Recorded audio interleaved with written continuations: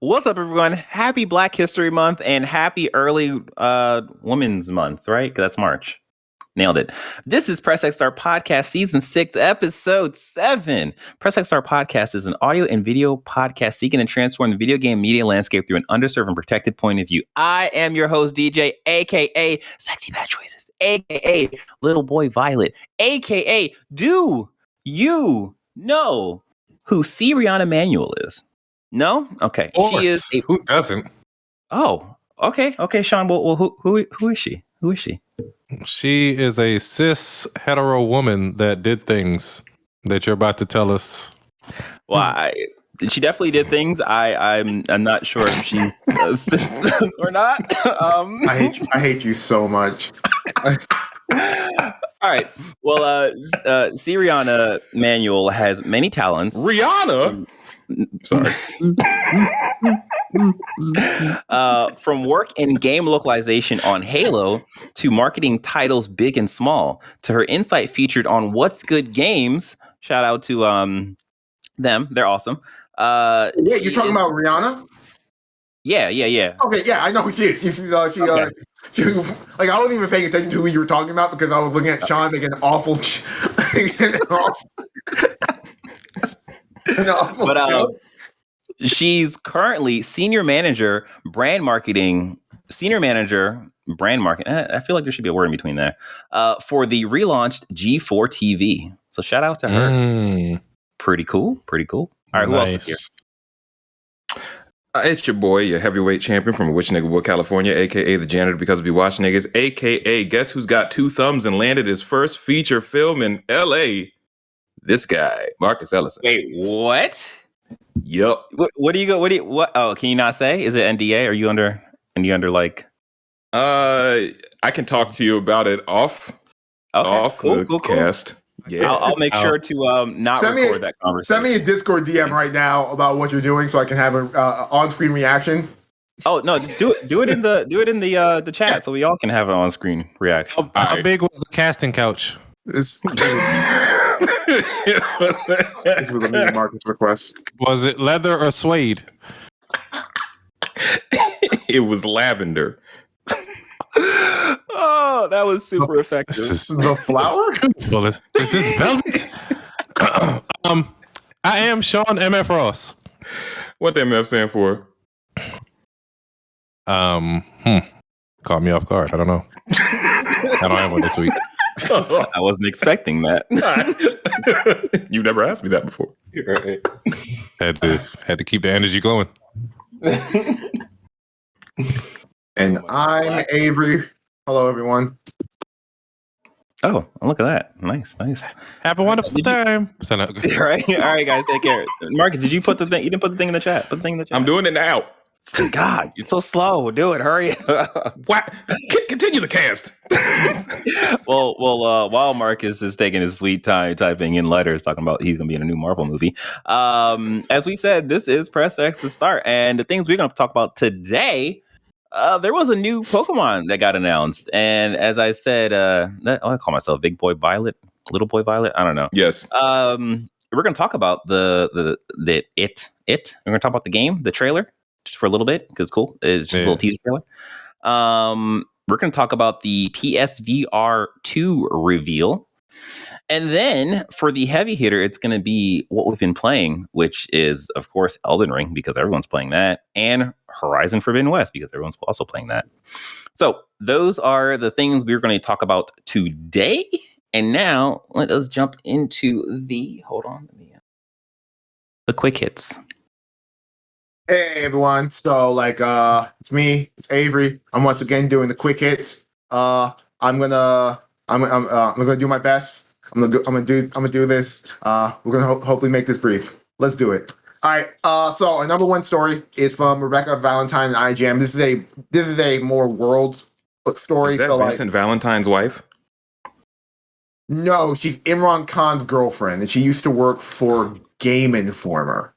I see. Pretty cool. But that's a long story short. So, if this is late for everyone listening to this, but to us, we've only been going through this for at least 3 to 4 days at this point. But Russia decided to invade the Ukraine, and it's an ongoing issue that we're all sort of dealing with, and pretty much all facets of, I guess, Western culture for the most part is throwing their support behind them. We're a games podcast. We're going to focus on sort of like its effects on gaming per se, but we've got a lot of beyond social media platforms deciding to put the Ukrainian colors as their profile picture in general support. We've got a lot of developers themselves coming outwards and actually being like, "Hey, especially Ukrainian developers." So like Frogwares, who are responsible for the Sinking City and the Sherlock Holmes games, Tall Boys, which are responsible for Pandemic Express and Where the Cloud Ends, Voss Games, who are working on a AAA shooter that they haven't been announced, and GSC Game World, the people responsible for Stalker and Stalker 2, have also sort of put out stuff about it. In adjacent news, this is how I knew this. Like, for frame of reference for myself, the day this shit happened in terms of the invasion, I knew about it because of esports. Because I follow the European esports scenes for both Apex and Valorant, and both of them are in the middle of major tournaments. And I know in Apex, there's the EMEA, at least 25% of the players are Russian or Ukrainian.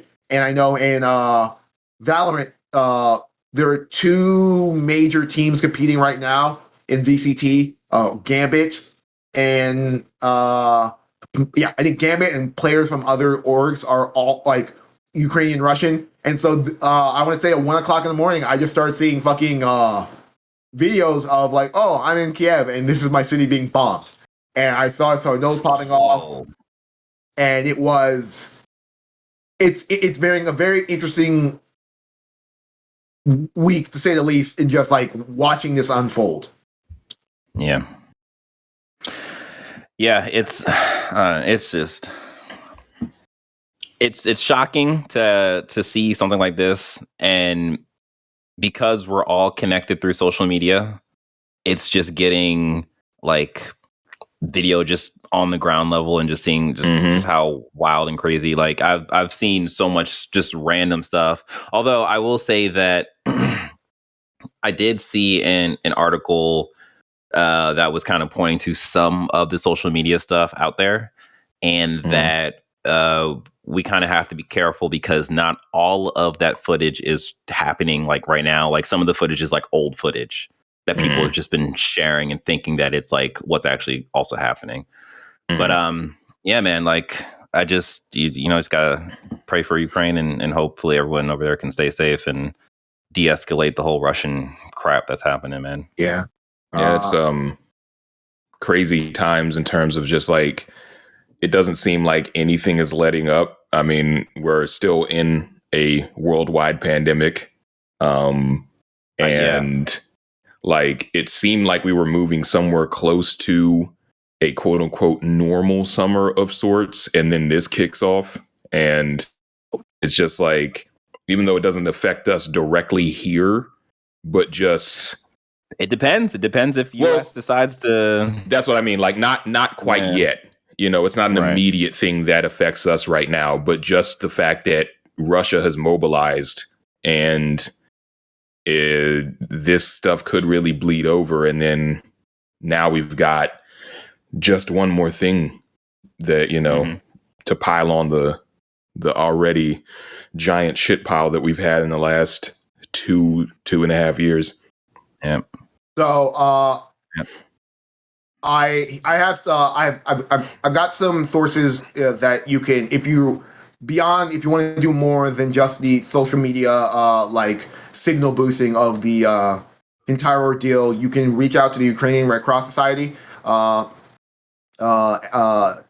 Ukraine, UNICEF. You should also do your own research in regards to other organizations that you want to work with and send donations. A lot of video game companies have sent out made donations. I know the developers of this Little War of Mine have pretty much put their game on sale and said, hey, all the proceeds for the foreseeable future of this game are going for the Ukrainian effort. I know Bungie is also making a big donation. It's really interesting because today was supposed to be day 2 of the European ALGS. And they have both EA and Riot, respectively, in both their esports scenes, have just shut down all esports as going forward because of dealing with this. Because I've read multiple I guess first person reports of players being like, yeah, so I've been in a bomb shelter for the last 2 nights, and right now I'm waiting 5 hours on a bus so I can get out of Ukraine and hopefully get somewhere safe. So it's like I don't want to say it's dark times, but it is continually darker times, and I don't say this a lot because I don't necessarily believe in it, but I believe in what it means. But I do pray for everyone currently out there and who's in a bad place. I genuinely wish for your well-being, and I pray that this entire conflict is resolved with the least amount of bloodshed required. For sure. Absolutely. Absolutely. I did see a I didn't get to read too far into it, but there may be talks about between Ukraine and Russia. I don't know what that's going to amount to. I'm not sure when it's going to happen, but I mean, hopefully, that is a sign of this ending. So, but yeah, everyone, y'all just be safe. Yeah, stay safe, take care, and yeah, like Avery said, Press X throws the prayers up for y'all. Yeah, definitely. All right. Next up, Avery. Okay. Yeah. All right. Cool beans. Well, this is I'm rearranging some things because this is how I originally wanted to do it. So, breaking news for us, late news for you. We woke up on a Sunday morning to record, and guess what? Pokemon Company put out a Pokemon-focused Nintendo Direct to talk about essentially their 2012. They pretty much talked about updates to Pokemon Go. Revealing that they're putting Aloha Pokemon in that game. So, like, hey, if you love Pokemon Go, there's more Pokemon for you to collect. Updates for Pokemon Unite and Pokemon Masters. That's great. And then, hey, they just straight up announced the Gen 9 of Pokemon with Pokemon Scarlet and Violet. And I have never been more confused. When you posted that in the chat, I thought it was like a rumor. It sounds like some shit that like a fan would come up with. Yes, like, this would be a great thing for them to do. Man, I had to look at the source. Like, oh, this is coming from Nintendo. Okay,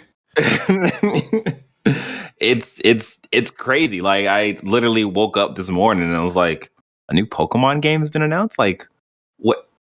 And there's a video for it. Like, what is going on?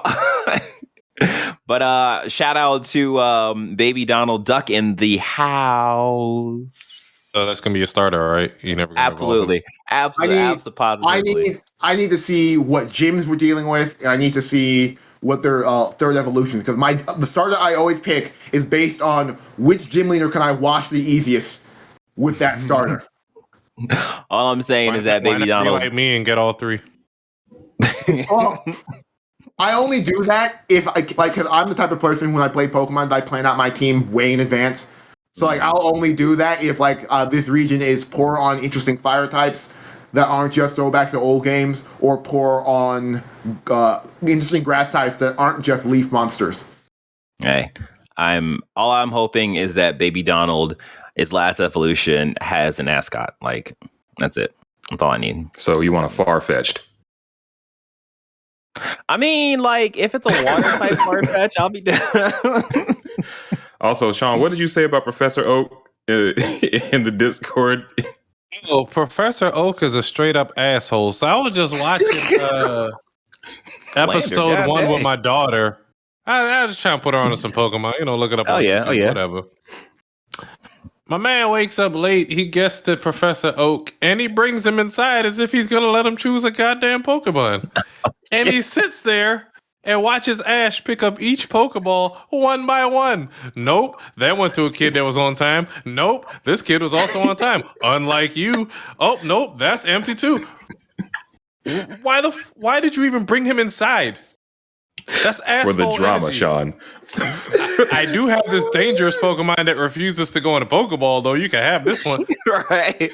Oh, he's killed like 5 kids. Go ahead, take him.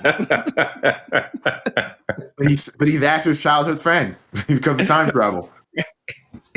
Interestingly enough, I think like all the first episodes of each. I think all the Pokemon movies, because of fucking, I want to say, in the Sinnoh region, when Ash is revealed to be a reincarnation of an ancient hero who can use the power of Aura, that puts the Lugia movie in canon, which means that for the most part, all the Pokemon movies are in canon. Lord have mercy. I didn't know any of Nigga, this. what the fuck? You lost me. You just lost me. I've watched every episode of Pokemon that involves Ash catching a new Pokemon or fighting a gym leader or doing the Elite Four. So I've watched all those episodes, and like a big thing in the Lucario, in sort of like Lucario is Sinnoh. So like, yeah, a big thing in the Sinnoh region is Ash learning that he can use Aura, which is Lucario's power, which people have the Pokemon community has sort of like gone backward and said, you know what, that's a lot like that makes the whole him being the chosen one in the Pokemon the second Pokemon movie with Lugia make more sense. And so doesn't explain why this nigga is still so dumb. Hey man, Ash is Pokemon League champion right now. Ash hasn't been dumb for like 2.5 seasons. Well, it took him long enough. Oh my god. Anyway. Yes. Before we jump into the, just to wrap up the whole Pokemon talk, I'm super excited for this. It is going to be in the Pokemon Legends engine. This actually looks like it's going to be like, huh? Yeah. In the trailer, it shows it's essentially Pokemon Legends. There's a difference between in their engine and they're using a similar game look. Yeah, because no. Just like Sword and Shield. I definitely think it's going to be in it's going to be like completely 3D. Like it looks exactly like Pokemon Legends. Well, yeah, like I don't like my thing is I don't think it's not going to be completely 3D. I'm just saying that doesn't necessarily mean it's using that game's same engine because I'm on the mindset. I'm okay. Yes, you're absolutely right on that. Like I'm just using that as like a way of Yeah. So like I'm really hoping 10 of our listeners' hopes up. You mean 11? Thank you very much. But yeah, I'm hoping that this is going to be like 1.5 version of that engine because that engine is fine, but I don't like it needs. My thing is, if this game was coming out next year, I would have been like, I would have held out hope that this would be a 1.5 version of this engine. But this is 3 years. But Sword and Shield came out in 2019. It was 2012. So it is 3 years after Sword and Shield, which is a pretty short turnaround in comparison to the other ones, which are around usually 4 years between generations. So I'm like, my hopes are not held out that this game is going to look demonstrably better, which is why I kind of want them to go with a more bespoke Sword and Shield tailored level design instead of I hear they brought wide open area that's going to look boring and bad and uninteresting. Well, I mean that's kind of why I'm thinking that it's in Legends because there was a couple of shots where it's like, oh, here's Pokemon in the foreground, nothing in the background, and like that's kind of how Legends is. So I don't know, we'll see. Like when they start showing more stuff, we'll be able to confirm. Before we jump into the next thing about PlayStation's new VR headset.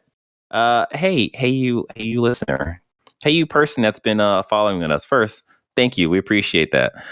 Second, if you haven't, hit that like button, hit that subscribe button, and then hit that notification bell. If you do those 3 things, also, you're cool. Whoa, don't do that. Don't do that. Oh. Hit her with some money. Bless her. Bless her with those hands. So like, if you've done that, then you don't really have anything to do. So what you can do is go grab your mom's phone, subscribe her to our podcast. And then hit her with it. No. Put it down slowly. Like phones are expensive. Anyway, yes, put your mom down slowly. Happy birthday to the ground. Why are you like this? Because wish your no sponsors to be beholden to. Wish your mom a happy Women's Month, March, because you're gonna hear this in March. Anyways, what's next, Avery? Please save us. So next on is in very interesting Sony news. We pretty much got the first real look at the PSVR 2, which is directly from the PlayStation blog by Hideki Nishino, who's the senior vice president of platform experience, which is like, okay. So I'm sure he's intimately involved with the device. They showed it off, which in full, it looks like a great machine in regards to compared to the old one I have in my room. Like, it's slimmed down. I like the idea of the controllers, but I'm not sure how they're going to feel in practice because I've never used those sort of like the Quest controller or anything like that. Yeah. I mean, I'm excited for this. I want to see the actual games that works for this and what those features are going to be like with the games, and then I'll be more up for buying this because I don't give a shit. I'm getting this day one. I know. I'm with Sean here. Y'all have fun with that. I'm actually more interested in using the new VR controller peripherals for PC gaming. And then I'm pretty sure I can rig one of these and play mouse and keyboard with a joystick. That's actually a really cool idea. Yeah. Huh. New look at the PSVR 2. Check it out on the PlayStation blog if you're interested. There's not much new information beyond what we've already been told, but it's super cool to actually see the. Yeah, it's a very sleek design. They clearly learned from the PSVR the helmet that the PSVR 1 is. You mean how much do you think it's going to be? Anywhere between. How much was the first one? The first one was like $300, I think. Was it 300? Okay. No, it was $400. It was about the was it price. 400? So I think this one should be around that same price. Okay. I didn't know. I didn't buy it.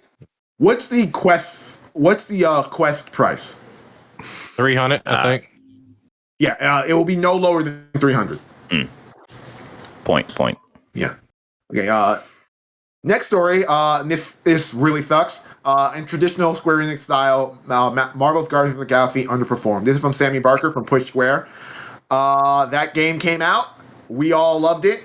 And apparently it did not sell enough for Square to see it as a success, which puts its future and future games in jeopardy. This is similar to what I pointed out a couple days ago with Tomb Raider. I think it had sold like 3.4 million, and Square Enix was like, I guess we got to try harder next time. It's no Final Fantasy. It's not good enough. Well, Marcus, I think that is a big thing with Square is that like they can sneeze and a Final Fantasy will sell like $10 million. 10 million copies. So like. Yeah. When you put as much effort into other games that on paper should have the market share to put up reasonable numbers and they underperform, that can hurt projections, especially when you're talking about how do they budget these games? Like, I feel initially nobody expected anything from Guardians of the Galaxy, though. I mean, in the very beginning, looking at the gameplay when they first showed it off, everybody was like, I don't know about that. Well, there's a difference between our opinion and what their projections are. Their projections are we're making a AAA Guardians of the Galaxy game that should do gangbusters. We're looking at it internally and saying this game looks great. We showed it off. You can make an argument about bad marketing, but the Avengers looked great as well. I was never of the mindset that the marketing for this game looked bad. Did it? Look, listen. I don't want to speak for the entire internet, but I think nobody was expecting anything from Guardians of the Galaxy, especially after Avengers came out. It was like, What I will also, I think that's the big problem is it came out after Marvel's Avengers, but also I think that Square Enix has like a problem with the fact that like they have one tent pole that like people, you think Square Enix, you think Final Fantasy, and like none of the other products that they have, except for Kingdom Hearts, match up to it in terms of like fervor and success financially. But that's not over here. Right. Whereas like other companies like Rockstar puts out Red Dead or Grand Theft Auto and it's going to sell well. Naughty Dog puts out a game, and I don't think that they've put out a game in the last decade or so that hasn't sold well. You know, right. So it's not like they're like, oh yeah, you're the Uncharted company or you're the Grand Theft Auto company. They have multiple things, whereas Square Enix is like Final Fantasy. Well, yeah, Square has consistently struggled with Western releases in regards to games that like cater to a Western release. We saw it with the Deus Ex games. We saw it with the Tomb Raider games. We saw it with the Hitman games. I like hats on them for like keep on trying to diversify their portfolio with Western releases. But yeah, it's been a rough scene out there for them. Yep. That being said, do we have? Let me look at the exact sales for Guardians of the Galaxy. This is gonna be dead air, Marcus. No. While you're doing that, we can kind of talk about. You can just throw out a number. Throw out it sold 10. 10 whole copies, and it was all us. I think this is when it comes to Square in this. Like I was listening to Jeff Grubb's Game Mess podcast, and he made a comment about this, saying that he feels like I think this was like, I think he quoted this from a source. He said that Square Enix they look at their Western games different from their Eastern games, and they kind of judge it a bit harder than they do the Eastern games, and that's why we are seeing this pattern of Lara Croft or Tomb Raider not performing well, Hitman not performing well, and then like Guardians not performing well. Even though we're just like, these are good games, like they've won. Well, Guardians won awards, so it's just like, what's going on? Listen, if they really want to make money, here we go. What they got to do. Yeah, they know what they got to do. What they got to do? What they got to do, Sean? Educate him, Sean. Remaster or remake Parasite Eve. Nah, you got to throw all your chips in the bag. You got to remake it. It's a strong business plan. I'm just saying. Any game in Square Enix's catalog that sells under 5 million copies, they just look down at it like pathetic. Yeah. Sean's like, let me clue you guys in on something real quick. All you guys got to do is just remake Parasite Eve. Glasses on glasses.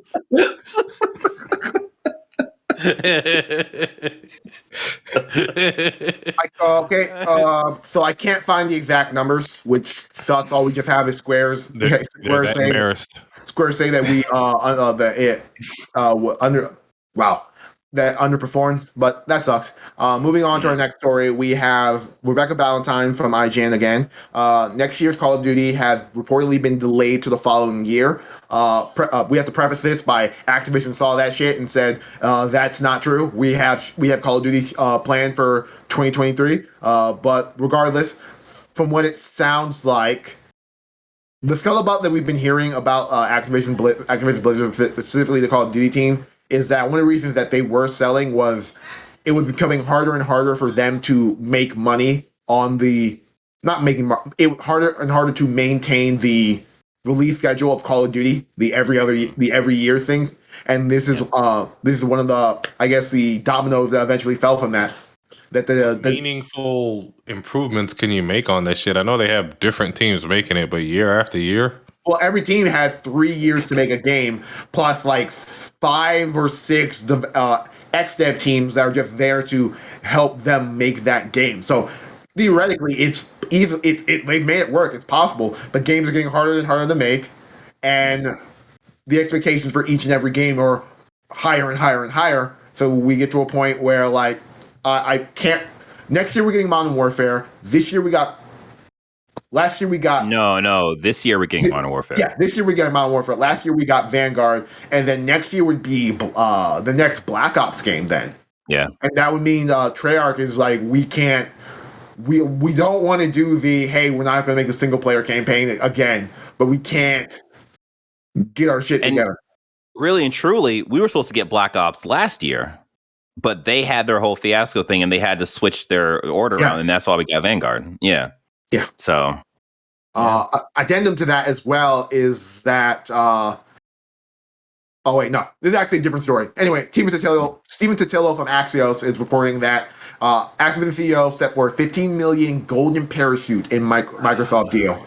So the anger and vitriol I had about Bobby Kotick making money from this, like a shit ton of money from this reveal, is now concrete in stone.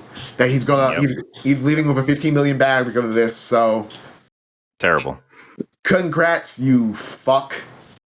Actually, wait. Before we jump to the next thing, speaking of fucks, Greg Miller and was it Naomi? No, Jessica Chobot. Oh, Jessica Chobot. There we go. Yeah, said fuck Bobby Kotick on the DICE Awards.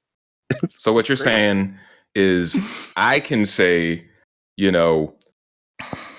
fuck Ninja or fuck Jim Ryan, and it's a problem, but they get to do it on the DICE Awards. I see how it is.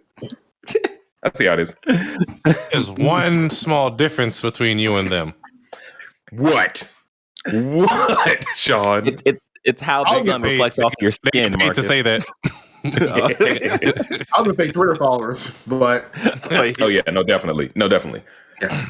But yeah, an addendum to that story is that we've got more clarification because of all the legal bullshit that has to go around with the Microsoft Activision acquisition. So we're pretty much getting the actual real reveal in that Microsoft approached Activision Blizzard about acquisition just 3 days after the Bobby Kotick report.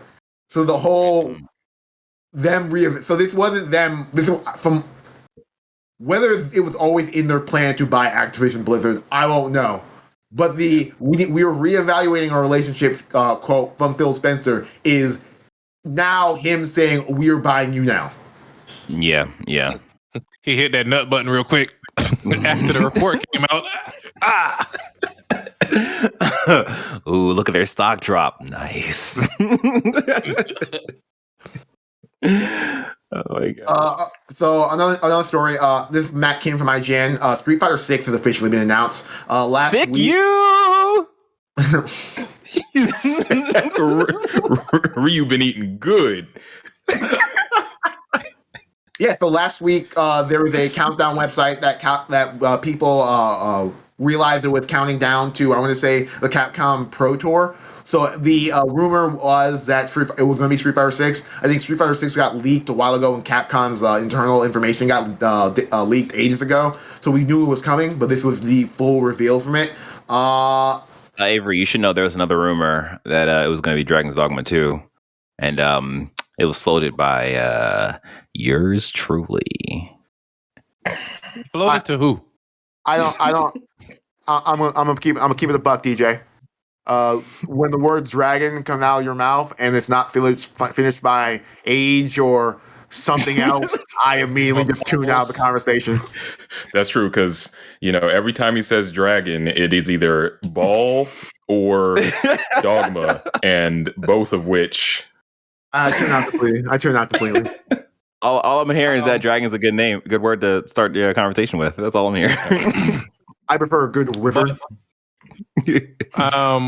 Seriously though, if any of our listeners are interested in Street Fighter 6 and you're not a pro gamer or you're not planning on playing online, I would wait until later on in the year, because allegedly it leaked out that they have already planned for Super Street Fighter 6 to drop later in the year whenever it does release with the rest of the characters. So if they do, I can't remember this because I think they changed that shit with Street Fighter 5. And that there is a Super Street Fighter 5 and Super Street Fighter like home edition or some shit, but ultimately it's all just the same game. The brand new version is just like, this is what the new version of this game is going to be called. All the content's going to be in Street Fighter 5. They're not doing the Street Fighter 30. I'm sorry, they're not doing all the content's going to be. Well, sorry. It's not going to come out with two characters. Yes, they're not going to launch this game with 8 characters because Street Fighter V had 6 years of post-launch content, and like they ended up with like 42 over 40 characters in that game, and fundamentally you didn't need to buy the home editions to get all those characters. They had Smash Brothers out here. It's very telling that the character in the trailer with Ryu, I believe, is the last character from Street Fighter V, the last one that was released for that game. So it's like Mark or something. There's a lot. Fox. There's a lot of hubbub about him, but it's interesting. I'm excited for new Street Fighter. I want to see. I'm more interested if this game finally decides we're going to be after Street Fighter 3. I mean, timeline. In terms of what? In the start of the timeline. Okay. All I know is Ryu looks like he lost the house and the kids, and all he has left is Kung Fu, and I'm excited. His beard. Yeah, he did. He said, "I'm forsaking everything for my beard." And got married to Guile's sister, and they've got a kid. It's like he doesn't have time to hang out with you anymore. He's hanging out with Sean. He's fine. He's like, I have a black friend now. Afro-Brazilian. Black. Bay. Yeah, I kind of wish he had like a little fade going on. Right. Yeah. Okay. So our final story, and I'm gonna keep this short and brief so we can move on to our heavy hitter, or semi-heavy hitter. What we've been playing is that this is from Matt Wales from Eurogamer. Shadow Warrior 3 will be available on PlayStation Now from launch, which, as far as I can tell, is the biggest release going for PlayStation Now in terms of brand new game for that service. And this is paired with another story from VentureBeat, specifically by Jeffy Grubb. Is PlayStation 3's plans for the Spartacus tier system have also been revealed. Mm-hmm. So these stories work in concert to give us a good idea of what Project Spartacus is ultimately going to be. I don't give a shit about Shadow Warrior, so I don't care about this, and this is not a release that gets I didn't realize that was a big game. That get me into PlayStation Now any way, shape, or form beyond my. I'm gonna keep it 100 with all of you guys. The only time that I've heard or known about Shadow Warrior was when I decided to use it as my counter pick last year in our Press X League. I'm gonna keep it a buck with y'all too. I thought y'all were talking about Raid Shadow Legends. I don't know what the fuck this is. Hey, y'all remember the time we were sponsored by Raid Shadow Legends? You guys are sponsored by Raid? We wish. We never had a sponsor. I actively play that game, so I will definitely fucking. Mm-hmm. But I missed this. Oh, dude, I've been joking about playing Raid Shadow Legends. I think I'm on a year of playing that game now. Mm-hmm. I need a good free-to-play game that actually look good. In the Genshin. Does Genshin have like 400 something characters in it? It's getting there. there's like 30. It's on the way. 99 waifus. and you can't you won't be able to get any of them. 20 waifus, only maybe 12 of which are over the age of consent. No, they're all over the age of consent except for Aren't one. they all like and she's not a waifu at all. or whatever the fuck? What? Aren't No, they not all of them. Not all of them. Oh, Some of them are gods, and then others are just like people, just normal ass people. Yeah. But anyway, so from I don't even want to finish my Genshin rant there. I just want to get back to the report. From Jeff Grubb's report, we already knew there was going to be split into 3 tiers. The base tier, which is PS Essential, which all these names are like pending or whatever. So the first PS Essential, which is essentially going to be PlayStation Plus, which is what PlayStation Plus already is. It's just, hey, monthly games. Hey, we got 3 new games for this month. I didn't put them in the story, but it was Sonic All-Star Racing, Ark Survival Evolved, Ghost of Tsushima Legends, and I want to say one more game. And it's like, it's a good month for PlayStation Plus games. Yeah. So like, this is the level that I plan on getting of the Spartacus, because this is all I really want. PS Plus Extra is essentially. Real quick, Avery. The last game was Ghost Runner. There we go. Yeah, Ghost Runner. That's actually it's a banger month for PlayStation Plus. Mm-hmm. This is not This is not my joke, but I just remember I guess Blessing Adebayo Jr. asking Paris Lily what games were gold, and Bear's like, I don't know, man. Don't even ask me that question. All right, the Blazers got one thing over Game Pass, just one. Mm-hmm. But anyway, PS Plus Extra, which I guess is what they're rebundling PlayStation Now, or at least the download section of PlayStation Now, is going to be $13. And then PlayStation Premium, which is pretty much what we think Spartacus, like the main brunt of Spartacus, is going to be $16, and it's going to have the game streaming capability, the PlayStation, and a catalog of classic games, and then the ability to do game trials. Now, I'm actually impressed about how competitive this pricing was, because I straight up thought that like it was going to be $20. But 16 is actually relatively reasonable. Jordan pointed out this it's about $1 more than Game Pass Ultimate. I mean, they did their market research. They got meetings and had spreadsheets and all this shit to decide where to put it. I don't give a shit about the classic.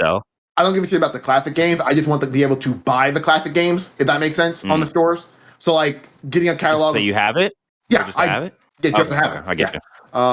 Game streaming. Once again, I don't give a shit about game streaming because we know this in the year 2028. We're all on 6G and internet speeds are fantastic. COVID-20. Game trials, however, is interesting. I want to see how that works because essentially that is their way of putting out PlayStation first-party games on this service and still maintaining sales. Because essentially, hey, you have this. You want to play The Last of Us 2, The Last of Us 3 before you buy it? Here's a game trial. You can play it for. Here's the first 2 hours, some shit. Yeah, 3 to 4 hours, and then you can decide to play it afterwards. If people, so you can see Ellie die, and then you have to buy the rest of the game. Like if one of the, I think use cases for sort of like Game Pass, at least I've heard, is that people use it to try out games. Well, here's them getting you to try out the games. Also, if you want to buy the game, which is how PlayStation really makes their money, and they can do that. Right. So, Yo, that shit they would have sold a lot of games if they did a game trial right when Joel died, and then cut it off. You want to see the rest of the game? I don't know if they would have sold a lot of games. I think people would have been like, "Fuck this." Or maybe like right before he dies, you know. Or right before, exactly. Right when he gets captured, But if Sean, they'd have been like, never mind. You're our litmus test for Project Spartacus in regards to who this is for. Like you so like how does all of this sound to you? I'm gonna get it. $16 tier. I'm actually along the same. It's gonna be the next best. What the fuck? Jordan call that Game Pass shit? Value in gaming. Oh, next the number 2 value in video games. Yeah, like I'm actually along the same page as Sean. Like the one thing that I remember, in myself screaming, like, every now and then is that like I want demos. Like I want to be able to try a game out to see if I would be willing to spend the money on it. And the fact that now they're gonna have a tier where they're going to be giving out these game trials. Like I'm totally for that. And I'm also like Avery, where like I don't care about the streaming. I don't care about the old games unless they have Armored Core, like or SSX. They're not going to have that. So like that stuff doesn't appeal to me. Like didn't we already have demos? Like I mean, we do have game trials currently for select games. Yeah, you may just not be interested in them. Right. Yeah, I mean, they had a demo recently for some. Well, like platinum. Like, I think in the 360. Yeah, I think in the 360. This is an interesting anecdote. In the 360 generation, I think game demos were like a thing that just. I think at least for the 360, were a thing that just games just had. They just had them. We moved on. PlayStation 4 generation happened, and demos disappeared. And what we started getting were betas, which we get. That's a good point. A week before a game came out, and they just called it a beta when this is just your glorified demo, because you're not going to be able to fix anything from this beta for the release of your game in about 2 weeks. The issue with demos, they said, is that it takes away resources from the team because they have to slice out that portion for you to play. Vertical slice. And so now games specifically games that have like that really need to be tested and everything like now, you'll see them say, "Hey, we have a demo, but this is also just our beta," or it's the language has been screwed up. But yeah, it is interesting. Yep. All right. Okay, so yeah, that's all the quick hits. I try to keep it as quick as possible. That has been our podcast. We hope you enjoyed this episode as much as we enjoy making it. Don't forget to rate and review on your favorite podcasting apps, and like, subscribe, and share with your friend, even your mom, on your favorite YouTube channel, which is our channel. If you missed any of this, you can find all details and more on our website at pressx2start.com. Until next time, you take care. Ukraine, be safe. You wash your hands, you wear your mask, and be good to your mom. It's Women's Month. Do it. Uno out. Why?